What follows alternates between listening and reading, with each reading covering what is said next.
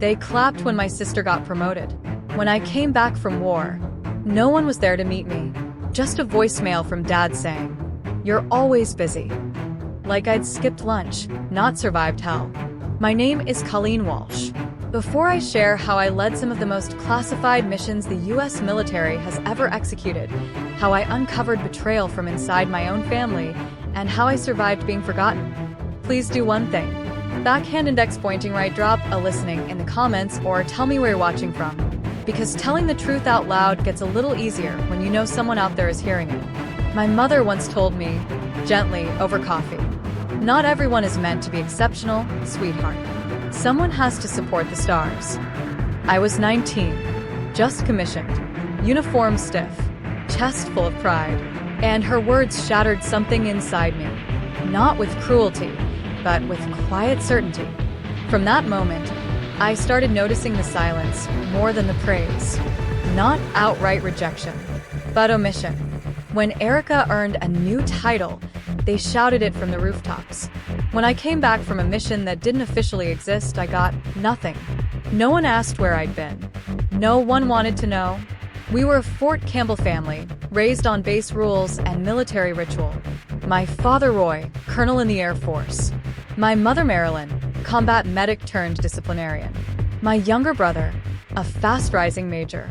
And Erica, my baby sister, destined to be a poster officer. Me? I was the ghost. The one they whispered about. The one they believed had quit West Point. But I didn't quit. I was recruited. A month before I was supposed to start year 2, I was pulled into a briefing room where I signed a contract so classified, I can still only speak about 20% of it. I became part of a program so covert that it didn't even have a name, just a clearance badge that buzzed when I walked too close to cell towers.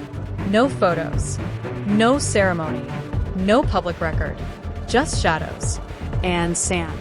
And missions where I had to make calls that still wake me up at 2 a.m.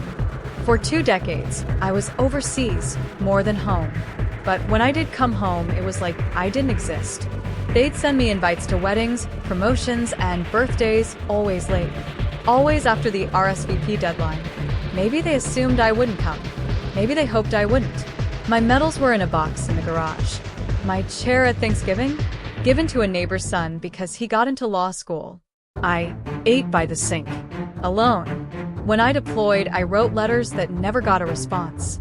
When I sent care packages back to my mom, she assumed they were apology offerings. But they were just that, reminders that I still existed. Then came the day everything shifted. I was sitting in the back of a command briefing, just observing. The kind of room I used to be shut out of. Suddenly, the door opened. A commander walked in. Eyes sharp, posture tighter than the medals on his chest. He scanned the room, locked eyes with me, and stood at attention. "Ma'am," he said, "General Walsh, an honor." That silence wasn't awkward. It was seismic. For the first time, people didn't look through me. They looked at me. A few weeks later, I got the call from my mother. "Erica's getting promoted. You should come. Just don't wear anything weird. Not we'd love to see you. Not we miss you. Just don't embarrass us." I went anyway. Not for them. To see if maybe they could finally see me. I wore slacks. A blouse that didn't draw attention. But in the suitcase, tucked quietly, was my dress uniform. Crisp. Folded. Still waiting for a ceremony that never happened. When I arrived, the air in the house was the same. Lemon cleaner. Old books. Nothing had changed. Except me. My mother didn't hug me. My father gave me a nod, like we were strangers at an airport lounge. Erica? She swept in like a 5-star general on a red carpet. Dress blues perfect. Medals gleaming. Smile rehearsed. She introduced me to her colleagues. "This is my sister. She used to be in the military. I think she works admin now." There was laughter. Polite. Controlled. The kind of laughter that makes a room colder. Not one person asked me what I'd actually done. Not one. At the ceremony, I sat in the 3rd row. Family, unassigned. Erica stood at the podium. Her speech was elegant until it wasn't. She spoke of loyalty, of sacrifice. And then, Sometimes, those who abandon the uniform try to return and act like nothing happened. Aimed at me. A direct hit. I didn't blink. Then General Hammond entered. He scanned the crowd, walked directly toward me, Stopped. saluted. General Walsh, it's good to see you again. The room froze. My mother dropped her water glass. My father stood half out of his seat. And Erica? Her speech collapsed in her hand. That moment wasn't revenge. It was clarity. Later that night, in my guest room, I found it. A manila envelope. No name. No signature. Inside, a scanned email. Subject line: reckless operation. Civilian casualties. A vague but calculated attempt to smear me. But I knew that language.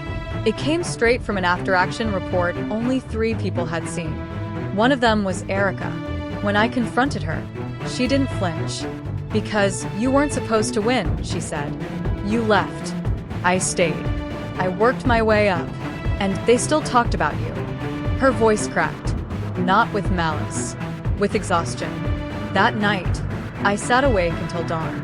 Not angry, just aching. Sometimes the knife in your back comes from the hand you once held crossing the street. Days later, a new breach hit the military intel system.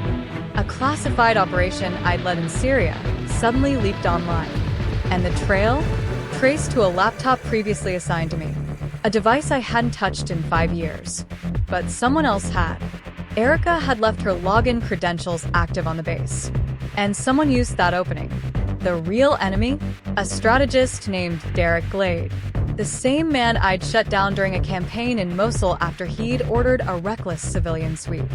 He'd never forgiven me, and now he'd exploited our family's fracture to hide his sabotage. I was given one task: lead the internal investigation. And my team?